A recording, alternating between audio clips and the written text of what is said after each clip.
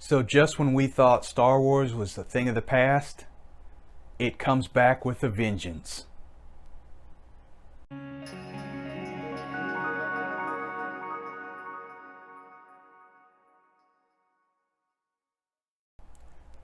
Hey guys, welcome to another edition. I'm Rick. This is the show where we talk about movies and TV, and because it's Star Wars week, we are on to episode 7, The Force Awakens.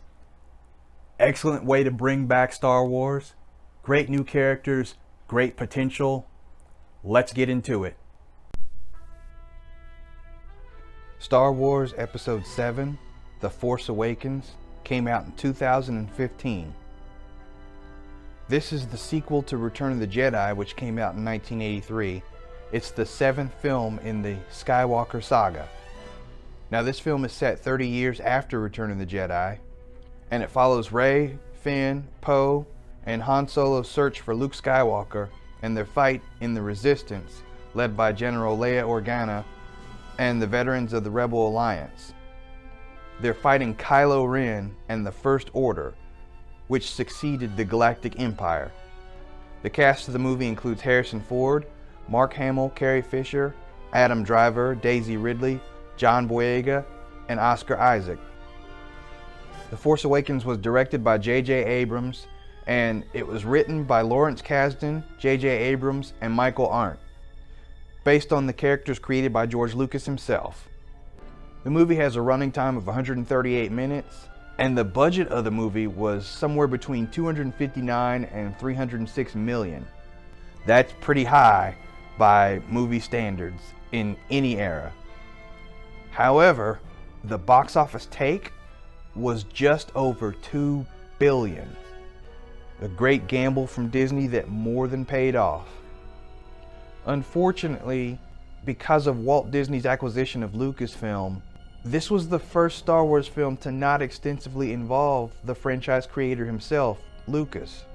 He served merely as a creative consultant, and that was only in the early stages of production.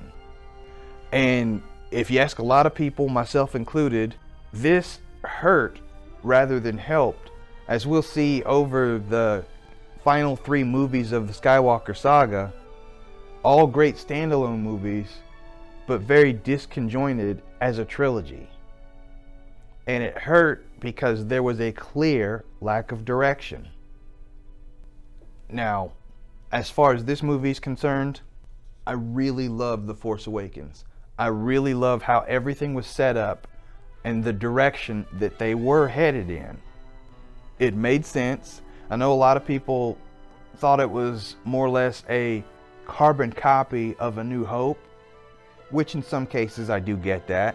They were setting up a lot of stuff and they needed certain things to happen. Instead of the Rebel Alliance, you have the Resistance. Instead of the Empire, you have the First Order. But the setup was in such a natural way, and it raised a lot of questions, which is something that J.J. Abrams does in anything he's involved in. He raises a lot of questions, and the problem is most of those questions don't get an answer. Let me tell you something else that I liked about this movie.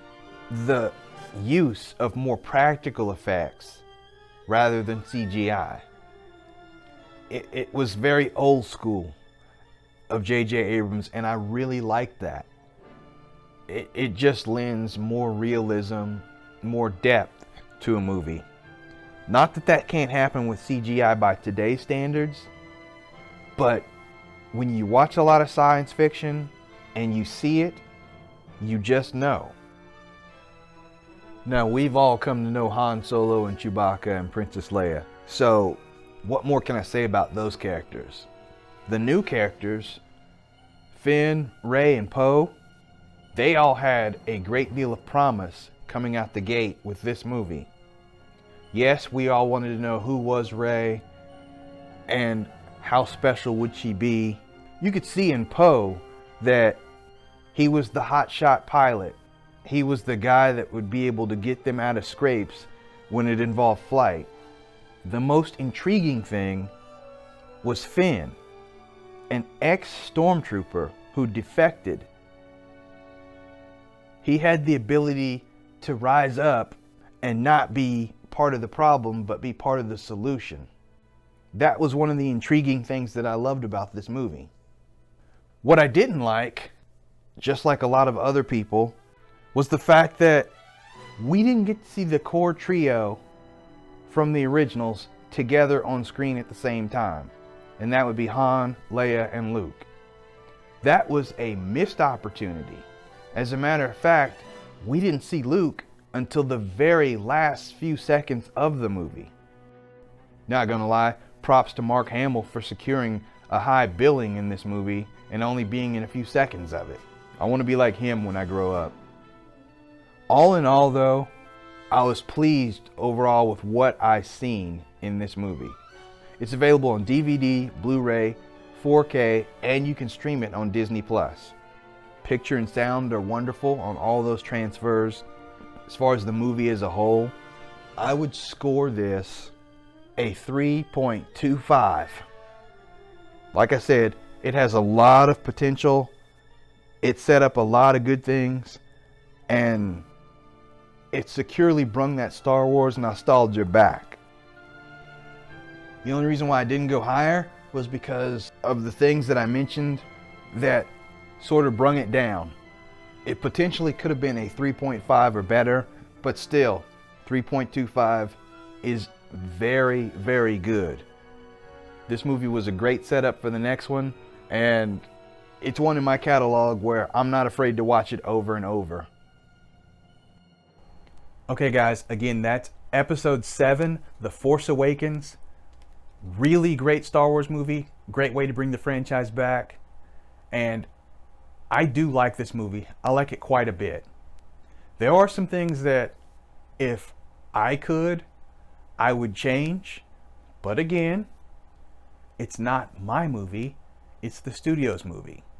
If I were to direct a movie, yes, it would be different. And I think in our minds, everything has the potential to be different because we all do things different ways. If you take it for what it is, and just that, then you see things a little bit differently. Okay, that's all the time I have for today. Again, it's Star Wars week, so I got more coming up. Stay positive, stay blessed. Make sure that you like this video, leave a comment, let me know your favorite Star Wars movie. If you haven't already, subscribe and hit the bell for notifications. You guys take care. I'll see you soon.